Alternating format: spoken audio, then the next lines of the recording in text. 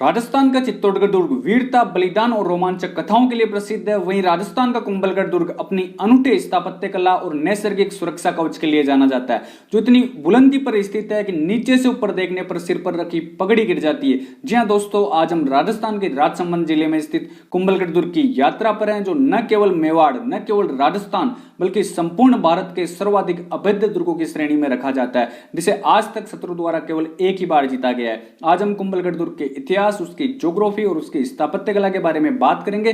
लेकिन उसके पहले हम जल्दी से एक बार जो लास्ट क्लास में हमने चित्तौड़गढ़ दुर्ग पढ़ा था उसका रिवीजन कर लेते हैं। लास्ट क्लास में हमने सबसे पहले देखा था दुर्गों की श्रेणियां। तो हमने देखा दुर्ग धानवन श्रेणी। तो धानवन श्रेणी में हमने देखा था कि ऐसा दुर्ग जो चारों तरफ मरुस्थल से घिरा हो, ठीक है, उसमें जैसलमेर दुर्ग इसका एग्जाम्पल था। फिर हमने जल दुर्ग जो चारों तरफ जल राशि से घिरा हो, गागरोन, झालावाड़ का गागरोन दुर्ग इसका एग्जाम्पल था। एरण दुर्ग जिसका मार्ग खाइयों से, पत्थरों से और झाड़ियों से घिरा हुआ हो, वो एरण दुर्ग कहलाता है। गिरि दुर्ग जो किसी पर्वत पे स्थित हो, ऊंची पर्वत श्रेणी पे स्थित हो। पारिक, पारिक का मतलब खाई, जिसके चारों तरफ खाई बनी हुई हो। पारिद, पारिद का मतलब था अपने जिसके चारों तरफ परकोटा बना हुआ हो, मिट्टी से, ईंटों से बना परकोटा बना हुआ हो, ठीक है। फिर हमने देखा था वन दुर्ग जिसके चारों तरफ वन हो, कंटीले वन हो, ठीक है। सैन्य दुर्ग जिसकी अपनी कह सकते हैं व्यू रचना या सुरक्षा चतुर सैनिकों के होने से अभेद्य हो, ठीक है। सहाय दुर्ग जिसमें अनुकूल और जो अपने बांधव लोग रहते हो उसको हमने सहाय लोग कहा था। सूरवीर लोग रहते हो उसको सहाय दुर्ग कहा था। अब इनमें शुक्र नीति के अनुसार ये दुर्गों की श्रेणियां, सबसे सर्वश्रेष्ठ दुर्ग सैन्य दुर्ग को माना गया। यूनेस्को की हमने सूची देखी थी, उसमें देखा था 2013 में 6 दुर्गों को यूनेस्को की सूची में शामिल किया गया था। आमेर का दुर्ग, ची से चित्तौड़गढ़, कू से कुंभलगढ़, गाजर, गा से गागरोन, जैसे जैसलमेर, वैसे रणथंभौर का दुर्ग। ये 6 दुर्ग हमारे यूनेस्को की सूची में, विश्व विरासत सूची में शामिल है। फिर हमने देखा था चित्तौड़गढ़ या चित्रकूट का दुर्ग, इसे हम दुर्गों का सिरमौर कहते हैं, राजस्थान का गौरव कहते हैं, तीर्थों का तीर्थ स्थल, दुर्गों का तीर्थ स्थल कहते हैं। राजस्थान का इसको दक्षिण पूर्वी द्वार कहते हैं, मालवा का इसको प्रवेश द्वार कहते हैं। फिर इसकी ज्योग्राफी में देखा, ये मैसा पठार पर स्थित है, वेल की आकृति में बना हुआ है, ठीक है। गंभीरी और बेड़च नदियों के किनारे स्थित है। इसको धानवन श्रेणी को छोड़कर मरुस्थल में नहीं है, बाकी 8 की 8 दुर्गों की श्रेणियों को ये पूरा करता है। ये हमने बात देखी थी।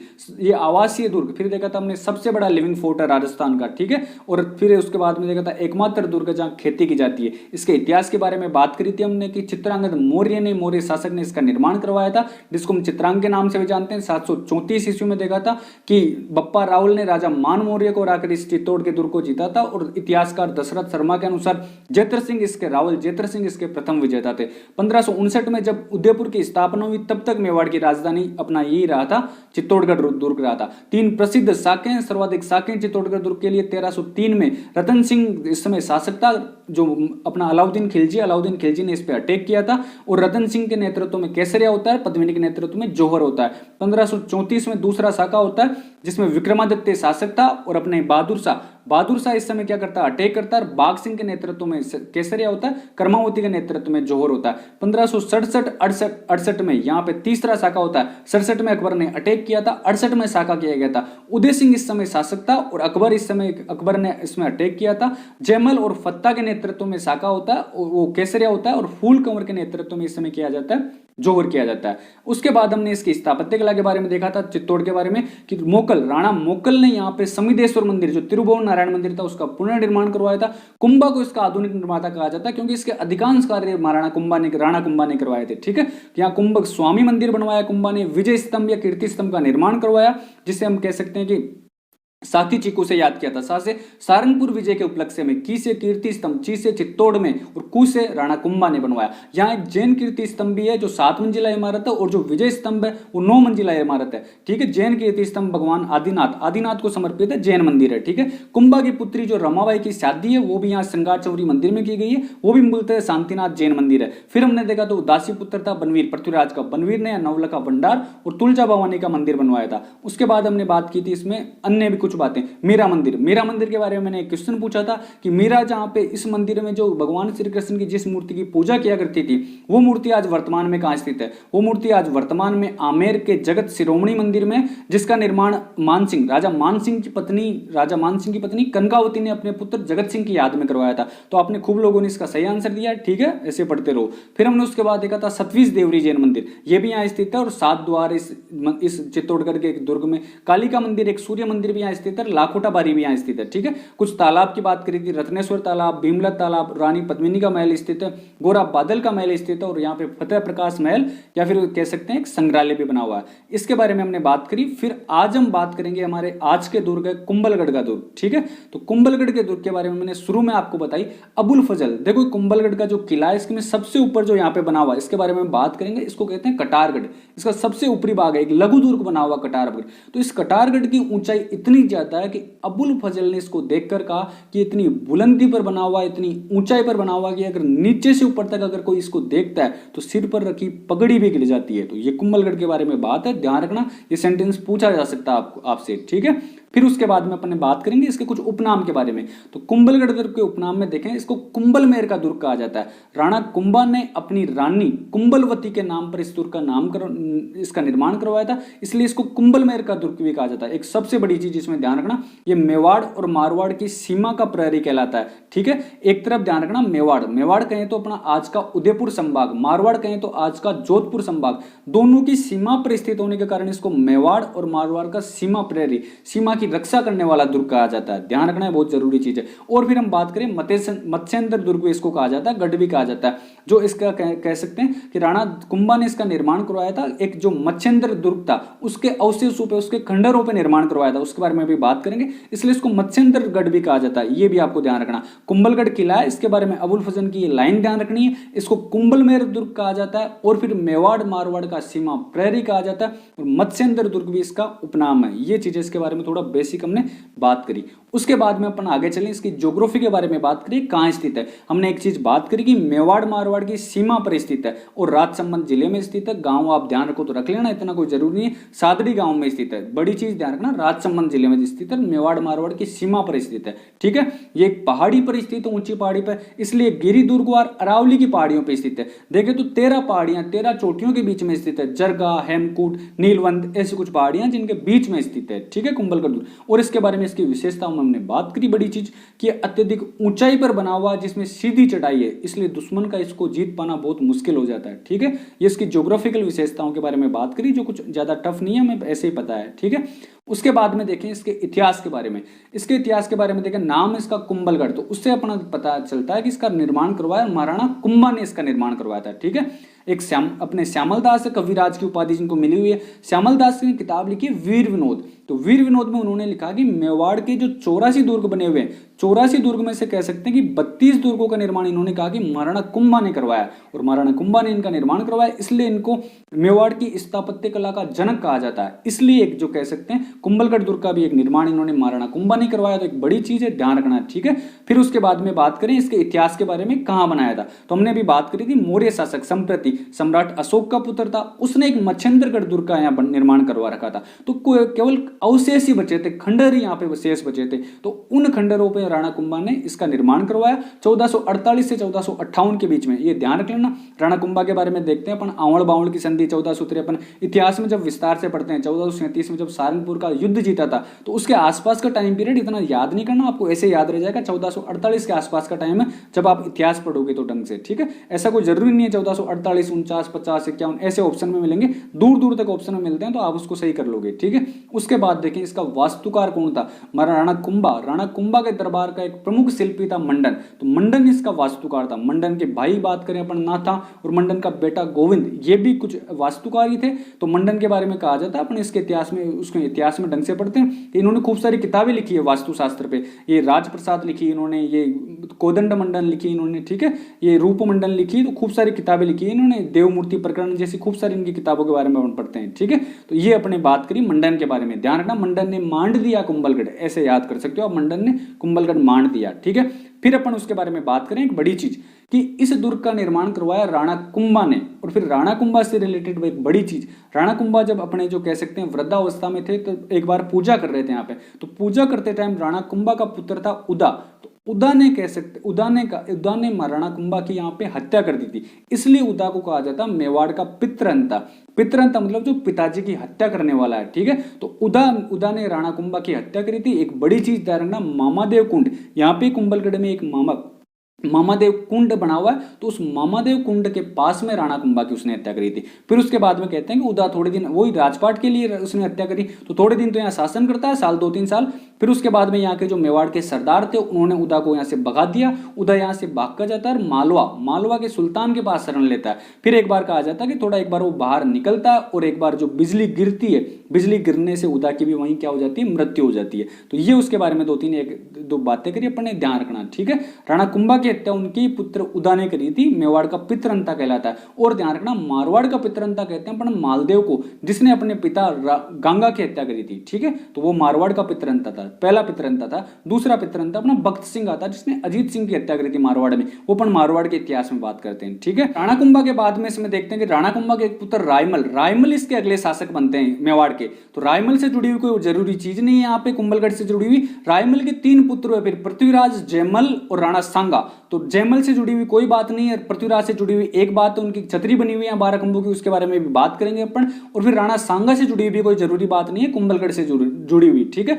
फिर राणा सांगा के पुत्र विक्रमादित्य, तो पृथ्वीराज का दासी पुत्र था बनवीर, उसने विक्रमादित्य की कम उम्र में हत्या कर दी। उसके बाद बनवीर उदय सिंह की भी हत्या करना चाहता था, राणा सांगा के एक और पुत्र उदय सिंह की हत्या करना चाहता था। लेकिन फिर हमने देखते हैं कि पन्नादाय का त्याग, पन्नादाय ने अपने पुत्र चंदन का बलिदान देकर उदय सिंह को बचा लिया। तो एक बड़ा बलिदान माना जाता है पन्नादाय का, क्योंकि कहा जाता है कि पन्ना को त्याग न हो तो आधो रह जा तो इतिहास मेवाड़ रो। ये अपन बात सही भी देखते हैं कि अगर मान लो पन्नादाय ये त्याग नहीं करती तो ना ही उदय सिंह बचता और ना ही हमारे मेवाड़ के इतिहास के वीर शिरोमणि महाराणा प्रताप का जन्म होता। और अगर महाराणा प्रताप का जन्म नहीं होता तो महाराणा प्रताप के लिए हम देखते हैं मेवाड़ को न केवल राजस्थान बल्कि संपूर्ण भारत के साथ साथ पूरे विश्व में भी मेवाड़ को जाना जाता है। तो आज हम उतना गौरव नहीं करते मेवाड़ के इतिहास में, अगर यहाँ महाराणा प्रताप जैसे वीर शिरोमणि नहीं होते। तो ये एक पन्नादाय के त्याग की बदौलत ही अपन देखते हैं इस मेवाड़ के इतिहास की ये बड़ी बातें, ठीक है। तो पन्नादाय ने त्याग किया, उदय सिंह को वहां से बचाया अपने पुत्र की बलि देकर,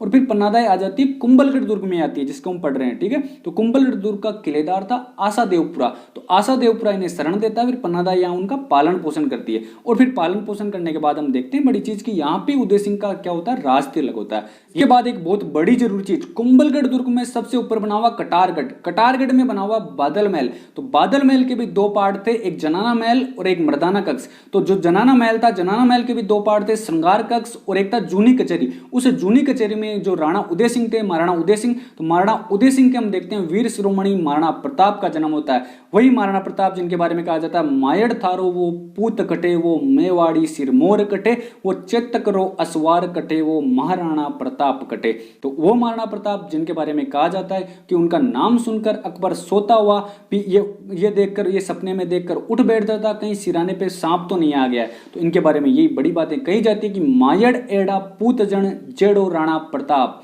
अकबर सूतो ओज के जान सिराने सांप। तो बड़ी बातें महाराणा प्रताप के बारे में देखते हैं कि ये कुंभलगढ़ दुर्ग पढ़ रहे हैं, यही हमारे महाराणा प्रताप वीर शिरोमणि का जन्म हुआ था, ठीक है। फिर हम उसके बाद देखते हैं कि जब उदय सिंह की मृत्यु होती है तो उदय सिंह अपना उत्तराधिकारी राणा प्रताप के भाई एक जगमाल को बनाकर जाते हैं। तो जगमाल को बनाकर जाते हैं, तो लेकिन वो कहते हैं कि मेवाड़ के जो सरदार है, जो चुंडावत वगैरह है, तो उन्होंने उनको स्वीकार नहीं किया शासक के रूप में। उन्होंने महाराणा प्रताप को शासक बना दिया और जगमाल को शासक के रूप से हटा दिया। फिर अपन उसके बाद में देखते हैं कि गोगुंदा में, इसीलिए कह सकते हैं गोगुंदा में महाराणा प्रताप का पहली बार राज तिलक होता है। उसके बाद राज तिलक होने के बाद इनका अगली बार राज तिलक होता है यहाँ कुंभलगढ़ दुर्ग में। तो कुंभलगढ़ दुर्ग में राज तिलक होता है, तो यहीं से अपने शासन की शुरुआत करी इन्होंने। तो इनकी प्रारंभिक राजधानी, महाराणा प्रताप की प्रारंभिक राजधानी यही कुंभलगढ़ दुर्ग था। उसके बाद देखते हैं इनकी अगली राजधानी चावंड बन जाती है, जो हम इतिहास में पढ़ते हैं। चावंड फिर इन्होंने अपनी दूसरी राजधानी बनाया था, ठीक है। और फिर इसके बारे में, इस दुर्ग के बारे में एक बहुत बड़ी जरूरी चीज, इसी किले को इतिहास में एक बार 1578 में हम देखते हैं, 1576 में हल्दी घाटी का युद्ध होता है। तो हल्दी घाटी के युद्ध के बाद देखते हैं कि अकबर, मान सिंह, भगवंत दास, कुतुबुद्दीन खां, इनके नेतृत्व में 1576 में वापस से सेना भेजता प्रताप के विरुद्ध, लेकिन फिर भी उस युद्ध में वो गोगुंदा पे अधिकार कर पाता है। उसके बाद शाहबाज खां को भेजता है। तो 1577, 78, 79 3 बार शाहबाज खां आता है और मेवाड़ पे इसने अटैक किया और महाराणा प्रताप पे अटैक किया, सर्वाधिक अटैक किया। ध्यान रखना, एग्जाम में क्वेश्चन आया हुआ सीधा 3 बार अटैक किया था इसने। तो जो पहला अटैक था उसमें कहते हैं कि जो महाराणा प्रताप ने बाण सोनगरा, तो बाण सोनगरा को किले की चाबियां सौंप दी थी और खुद अपने जो भामाशाह है उनकी तरफ वहां पे सहायता के लिए, आर्थिक सहायता के लिए चले गए थे। तो इसलिए कह सकते हैं कि पहली बार ये किला जीता गया था, एक ही बार इतिहास में, पहली और आखिरी बार शाहबाज खां द्वारा 1578 में अकबर द्वारा। लेकिन कहते हैं कि उसके थोड़े दिनों बाद, कुछ ही दिनों बाद अपन कह सकते हैं कि महाराणा प्रताप ने वापस से इस किले को जीत लिया था। महाराणा प्रताप के बारे में यही बड़ी चीज थी, इन्होंने अपनी मृत्यु तक चित्तौड़गढ़ और मांडलगढ़ को छोड़कर सारे के सारे दुर्ग अकबर से वापस जीत लिए थे, ठीक है।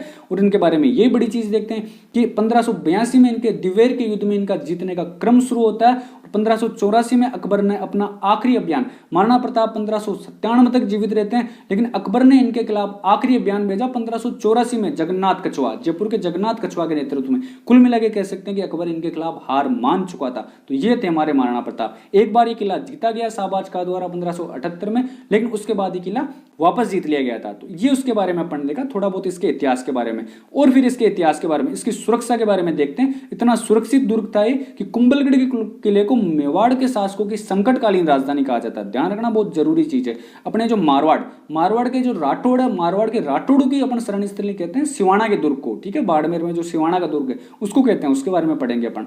लेकिन अपने मेवाड़ के जो शासक हैं, मेवाड़ के शासकों के शरण स्थली कहा जाता है अपना कुंभलगढ़ दुर्ग को कहा जाता है, ठीक है। ये ध्यान रखना, संकटकालीन राजधानी कहा जाता है, ठीक है। इसकी सुरक्षा, इसकी सुदृढ़ प्राचीर, इसकी बुर्जें, इसके कंगूरों के कारण कर्नल जेम्स टोड, जिनको घोड़ेवाला बाबा कहते हैं, कर्नल जेम्स टोड ने इस दुर्ग की तुलना करी है एट्रुस्कन, यूरोप का एक दुर्ग है, तो उसकी सुरक्षा के हिसाब से उसकी तुलना करी है, ठीक है। तो ये भी ध्यान रखना, कर्नल जेम्स टोड ने इसकी तुलना करी है एट्रुस्कन दुर्ग से करी है। ये भी एक बहुत जरूरी चीज है। तो ध्यान रखना, अपने सबसे सुरक्षा के लिहाज से सबसे बड़ा जरूरी दुर्ग है और सबसे मजबूत दुर्ग है कुंभलगढ़। तो कुंभलगढ़ की तुलना की गई है एट्रुस्कन से की गई है। एट्रू मतलब ये ट्रू बात है कि बहुत सुरक्षित दुर्ग है। ऐसे कैसे इसको याद कर लेना, ठीक है।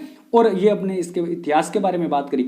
अब हम बात करेंगे कुंभलगढ़ दुर्ग के स्थापत्य के बारे में, ठीक है। कुंभलगढ़ के दुर्ग के स्थापत्य में ज्यादा बातें नहीं है, 2-3 बातें हैं जो बहुत जरूरी है हमारे एग्जाम पॉइंट ऑफ व्यू के हिसाब से, ठीक है। इसके बारे में सबसे बड़ी बात करते हैं कुंभलगढ़ दुर्ग की प्राचीर, इसके प्रकोटे के बारे में बात करते हैं। तो इसकी दुर्ग के बारे में हमने कल भी बात की थी। इसकी दुर्ग की इसकी जो लंबाई है, इसकी दीवार की लंबाई है 36 किलोमीटर की लंबाई है, ठीक है। भारत की महान दीवार कहा जाता है। दुनिया में चीन की दीवार के बाद अगर सबसे लंबी दीवार कहीं देखने को मिलती है वो कुंभलगढ़ दुर्ग की दीवार है। और इसकी चौड़ाई के बारे में कहा जाता है, इसकी चौड़ाई 7 मीटर के आसपास, इतनी ज्यादा चौड़ाई है। तो कहीं तो अपन को देखने को मिलता है 8 घोड़े समानांतर दौड़ सकते हैं, कहीं 4 घोड़े समानांतर दौड़ सकते हैं, ठीक है। इतना कोई जरूरी नहीं है, एग्जाम में कोई नहीं पूछेगा हमसे 8 घोड़े दौड़ेंगे 4 घोड़े दौड़ेंगे। अपन को ये ध्यान रखना कि कुछ घोड़े समानांतर इसमें दौड़ सकते हैं। इसकी चौड़ाई बहुत ज्यादा है, ये ध्यान रखना। इसकी लंबाई 36 किलोमीटर है, ये ध्यान रखना, बहुत जरूरी चीज है, पूछा गया एग्जाम में सीधा। और भारत की महान दीवार कहा जाता है इसको। इसकी दीवार जो आप देख रहे हो, ठीक है, बहुत बड़ी इसको कह सकते हैं, मजबूत दीवार है। तो इसीलिए अपन को कहा जाए कर्नल जेम्स टोड ने इसकी एट्रुस्कन से इसकी तुलना करी है, ठीक है। अब इसके बारे में अपन बात करें आगे इसके बारे में। तो अब इसमें देखते हैं कटारगढ़। देखो हमने कुंभलगढ़ दुर्ग देखा था, तो कुंभलगढ़ दुर्ग में भी देखेंगे पूरा कुंभलगढ़ दुर्ग बना हुआ। तो यहाँ पे आपको बाउंड्री दिख रही है, तो इस बाउंड्री में देखेंगे इसके सबसे ऊंचे वाले भाग में, सबसे ऊपरी भाग में जो एक लघु दुर्ग बना हुआ, दुर्ग के अंदर भी दुर्ग बना हुआ, उसको कहा जाता है कटार दुर्ग। ये कटार के समान आकृति में बना हुआ, इसलिए इसको कटार दुर्ग कहा गया। तो एक चीज जरूरी ध्यान रखना, सबसे ऊपरी भाग में बना हुआ एक लघु दुर्ग, छोटा दुर्ग है, ये आपको जो दिखाई दे रहा है, ठीक है। ये आपको दिखाई दे रहा है वो एक कटारगढ़ है, ठीक है। ये पूरा का पूरा कटारगढ़ दुर्ग। और उस कटारगढ़ में भी हमने अभी बात करी थी बादल महल। तो सबसे ऊपर जो ये वाला पार्ट है इसको कहते हैं अपन बादल महल, ठीक है। ये अपन ने बात करी। अब उसके बाद में देखते हैं कि कुंभा यहाँ इस कटारगढ़ में खुद रहते थे। तो ये कुंभा का क्या था, निजी आवास था, ठीक है।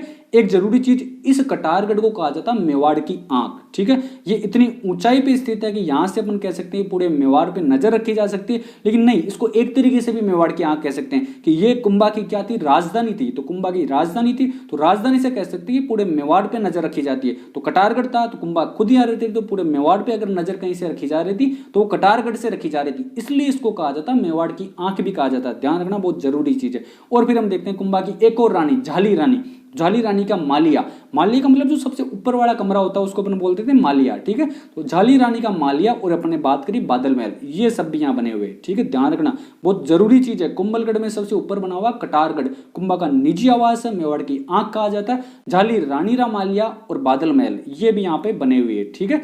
अब उसके बाद में अपन आगे चलते हैं। अब देखो इसमें एक और जरूरी चीज, कुंभा ने इसमें बनाया है कुंभ स्वामी मंदिर। कुंभा अपन देखते हैं कि जो भगवान विष्णु के बहुत भक्त थे, तो भगवान विष्णु की पूजा करते थे। इन्होंने विजय स्तंभ या कीर्ति स्तंभ बनवाया, उसमें भी भगवान विष्णु से संबंधित मूर्तियां थी, इसलिए उसको भी विष्णु ध्वज या विष्णु स्तंभ भी कह दिया जाता है, ठीक है। अब देखो जो कुंभ स्वामी मंदिर बनवा रखा है राणा कुंभा ने यहाँ पे, इसको मामादेव मंदिर के नाम से भी जाना जाता है, मामादेव मंदिर के नाम से भी जाना जाता है। और विष्णु को समर्पित है, ये तो हमने बात कर ही ली है। एक और जरूरी चीज ध्यान रखना, राणा कुंभा ने हमने चित्तौड़गढ़ में पढ़ा था, उन्होंने कुंभ स्वामी मंदिर बनवाया था। उन्होंने चित्तौड़गढ़ में बनवाया कुंभ स्वामी मंदिर, उन्होंने अचलगढ़ में बनवाया, उन्होंने कुंभलगढ़ में भी। तीनों की तीनों जो गढ़ है, अचलगढ़ अपने सिरोही में स्थित है, तीनों की तीनों गढ़ है, इन तीनों की तीनों गढ़ में राणा कुंभा ने कुंभ स्वामी का मंदिर बनाया। कुंभ स्वामी, कुंभा के जो स्वामी है, कुंभा के स्वामी कौन है? विष्णु है, विष्णु का इन्होंने मंदिर बनवाया। ध्यान रखना, इसको ऐसे याद कर सकते हो आप, कु से कुची, ठीक है, कुची कुची, कु से अपना हो गया कुंभा, तो कुची, कुची का मतलब जो चाबी, चाबी किसके पास थी? सारी की सारी उस समय कुंभा के पास थी, तो कुंभा ने इसका निर्माण करवाया। कु से कुंभलगढ़, ऐसे अचलगढ़, ची से चित्तौड़गढ़, तो कुंभा के पास ही चाबी थी, तो कुंभा ने क्या बनवा दिए? तीन के तीनों जो अपने गढ़ थे उनमें कुंभ स्वामी के मंदिर बनवा दिए, ठीक है। अब उसके बाद अपन बात करते हैं कुंभलगढ़ प्रशस्ति के बारे में बात करते हैं। देखो, प्रशस्ति का मतलब होता है जिसमें जो राजा महाराजा है, जो राजवंश है, उनका वर्णन किया जाता है, उनकी उपलब्धियों का बखान किया जाता है, उसे हम प्रशस्ति के नाम से जानते हैं। तो यहीं पे अपन देखते हैं कुंभलगढ़ प्रशस्ति भी मिलती है, जिसकी रचना करी थी महेश ने करी थी 1460 में, जिसमें कुंभलगढ़ के जो राजा हैं, जो सारे के सारे गोइल वंश के शासक है, गोइल जो मेवाड़ के शासक है गोइल वंश के, उनका अपन को इतिहास मिलता है और उनकी उपलब्धियों का वर्णन मिलता है। यहाँ जो दास प्रथा, सामाजिक प्रथा, वर्ण व्यवस्था, उन सब के बारे में भी कुंभलगढ़ प्रशस्ति से हमें जानकारी मिलती है। प्रशस्ति का मतलब ऐसे मान लेना, प्रशंसा की जा रही है, ठीक है, तो इसको ऐसे याद कर लेना। रचयिता इसके महेश थे, महेश ने महान रचना की। इसने कहा कि कुंभलगढ़, ये कह सकते हैं मेवाड़ के शासक महान शासक हुए, तो महान शासक महेश ने महान के शासक कहते हुए इनकी एक प्रशंसा करी, तो इससे कुंभलगढ़ प्रशस्ति को आप याद कर लेना, ठीक है। उसके बाद अपन देखते हैं, बड़ी बात हमने देखी, जो उड़ना राजकुमार पृथ्वीराज, ठीक है, उड़ना राजकुमार राणा सांगा के पुत्र, ये भी राणा सांगा के भाई, ठीक है, रायमल के पुत्र, जो पृथ्वीराज, उड़ना राजकुमार पृथ्वीराज की भी यहाँ पे 12 खंभों की छतरी बनी हुई है। उड़ना राजकुमार इनको इसलिए कहते हैं कि ये धावक शक्ति इनकी बहुत तेज थी, बहुत तेज दौड़ते थे। ये कहा जाता कि जो 36 किलोमीटर का जो परकोटा बना हुआ कुंभलगढ़ दुर्ग का, इस 36 किलोमीटर के परकोटे का तो 3-4 चक्कर लगा लेते थे एक दिन में। तो ऐसा कहते हैं, उड़ते थे भाई साहब, दौड़ते भी नहीं थे, तो उड़ते थे, इसलिए इनको उड़ने वाला राजकुमार या उड़ना राजकुमार कह दिया गया, ठीक है। और इनकी 12 खंभों की पृथ्वीराज की छतरी बनी हुई है कुंभलगढ़ दुर्ग में। छतरी का मतलब होता है अगर किसी शासक की, किसी राजा की जब मृत्यु होती थी तो उसकी याद में वहां पे एक स्मारक बना दिया जाता था। तो एक ऐसा स्मारक जिसमें 12 खंभे लगे हुए, तो 12 खंभों की छतरी बनी हुई है उड़ना राजकुमार की। ध्यान रखना, बहुत जरूरी एग्जाम पॉइंट ऑफ व्यू से, ठीक है। तो ये बहुत जरूरी बात है, अपन ने इसके बारे में बात करी। उसके बाद फिर अपन देखें कि ये कुछ इतनी ज्यादा जरूरी चीज नहीं है, फिर भी ध्यान रख लेना, इस कुंभलगढ़ दुर्ग में एक नीलकंठ का मंदिर भी बना हुआ। तो उस नीलकंठ के मंदिर को एक घोड़े वाले बाबा कर्नल जेम्स टोल ने कहा, इसको यूनानी शैली का बताया है कि ये एक जो दुर्ग, ये मंदिर है, एक यूनानी शैली में निर्मित है यहाँ पे, ठीक है। और यहाँ पे फिर वही गणेश, वो जो हनुमान पोल, भैरव पोल जैसे खूब सारे द्वार बने हुए, लेकिन एक सबसे जो मेन द्वार है उसका एक नाम ध्यान रख लेना, हल्ला पोल। हल्ला पोल या राम पोल इसका मुख्य द्वार है, उसके बारे में थोड़ा ध्यान रख लेना, ठीक है।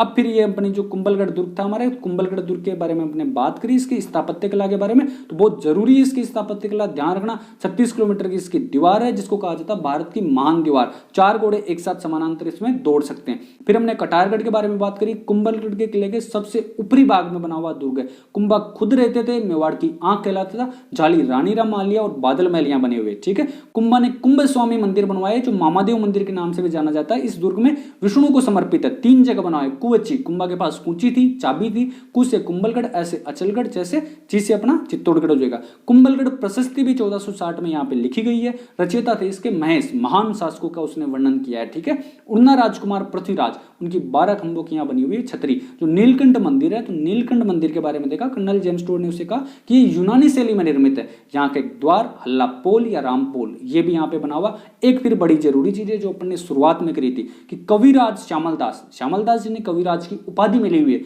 उन्होंने एक किताब लिखी वीर विनोद, ध्यान रखना। तो उस वीर विनोद किताब में उन्होंने लिखा कि जो मेवाड़ के 84 दुर्ग है, 84 दुर्गों में से 32 दुर्गों का, केवल 32 दुर्गों का निर्माण तो महाराणा कुंभा ने करा दिया, इसलिए इन्हें कहा जाता मेवाड़ की स्थापत्य कला का जनक, ठीक है। आप एक चीज ध्यान रखना, दोनों चीजों में कंफ्यूज मत होना। अभी अपन ने देखा कि जो कुंभलगढ़ की दीवार है उसकी लंबाई है 36 किलोमीटर, और राणा कुंभा ने जो दुर्ग बनाए वो है 32 दुर्ग बनाए। दोनों एग्जाम में आते हैं, ध्यान रखना, इसमें कंफ्यूज नहीं होना। बड़ी चीज है 36, तो दीवार की लंबाई भी बड़ी चीज है, लंबाई बहुत ज्यादा है, लंबाई बहुत ज्यादा है, तो लंबाई के लिए ध्यान रखना 36 किलोमीटर, और जो 32 है 32 थोड़े कम चीजों के लिए, दुर्गों के लिए आ रही है, ठीक है। ये चीज ध्यान रखना, दोनों में कंफ्यूज नहीं होना, ठीक है। फिर इसलिए कहा जाता है इनको मेवाड़ की स्थापत्य कला का जनक कहा जाता है। तो ये हमने बातें करी है कुंभलगढ़ दुर्ग के बारे में, ध्यान रखना, बहुत जरूरी दुर्गों में से आता है। हमारे जो यूनेस्को की सूची में 6 दुर्ग शामिल है, उनमें से हमने चित्तौड़गढ़ दुर्ग और कुंभलगढ़ दुर्ग के बारे में बात कर ली। बहुत जरूरी चैप्टर्स हैं जो अपन पढ़ रहे हैं राजस्थान के दुर्ग, क्योंकि इसमें अपन कह सकते हैं स्थापत्य कला के साथ साथ आर्ट एंड कल्चर के साथ साथ इसमें इतिहास से जुड़ी हुई भी खूब सारी बातें हैं। तो आरएस मेंस के एग्जाम में भी सीधे सीधे क्वेश्चन आते हैं, और ऑब्जेक्टिव एग्जाम्स के जो हमारे सारे एग्जाम है उनमें तो इनमें से क्वेश्चन आते ही हैं। तो ध्यान रखना, साथ के साथ नोट्स बनाओ, साथ के साथ इसको रिवाइज करो, ठीक है, पढ़ाई करो। और जो पहले पेज से हमेशा पढ़ाई करनी होती है, जो चित्तौड़गढ़ दुर्ग है तो पहले पेज से इसको पढ़ाई करो। राजस्थान के लोकगीत और लोक नृत्य पढ़ा आपने, तो जो वीकेंड आता है, ये वीक में एक दिन उनका भी आप रिवाइज करो, तब जाके ये जो फैक्ट्स आपके दिमाग में छपेंगे, ठीक है।